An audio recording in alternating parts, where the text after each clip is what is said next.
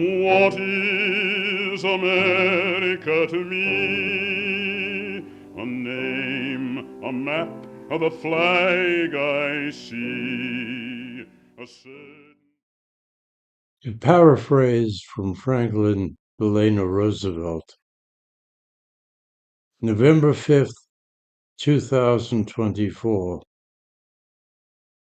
is a day which will live in infamy as the dark forces of fascism and dictatorship arrived at our collective door.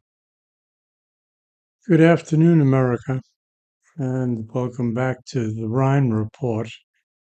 And today, I kind of want to restrict myself to something that I learned, maybe 50 years ago. And it's a quote that always kind of, centered around concerns that I had as an artist, as a writer, as a jurist.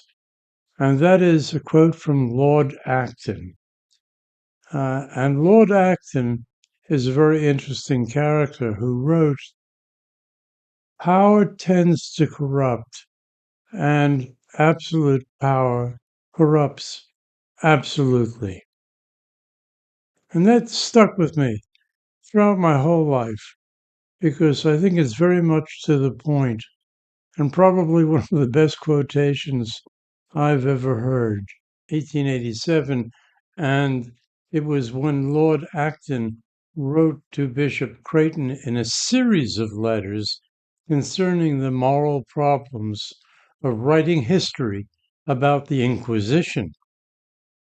Acton believed that the same moral standards should be applied to all men, political and religious leaders included, as I said earlier, especially since his famous phrase, "Power tends to corrupt, and absolute power corrupts absolutely."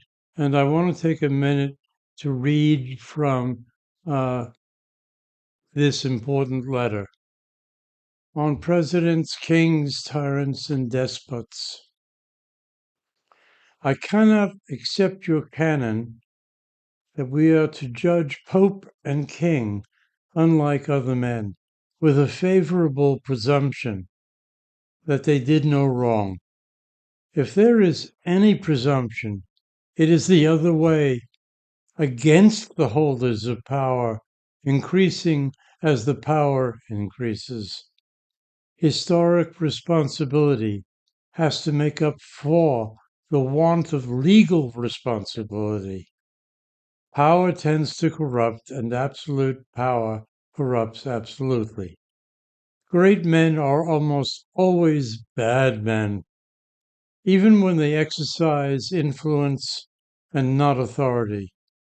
Still more, when you superadd the tendency or the certainty of corruption by authority, there is no worse heresy than that the office sanctifies the holder of it. That is the point at which the negation of Catholicism and the negation of liberalism meet and keep high festival, and that the end learns to justify the means. You would hang a man of no position, like Ravaillac, and Ravaillac was someone who assassinated King Henry IV of France in 1610. But if what one hears is true, then Elizabeth asked the jailer to murder Mary, and William III ordered his Scots minister to extirpate a clan. Here are the greater names coupled with the greater crimes.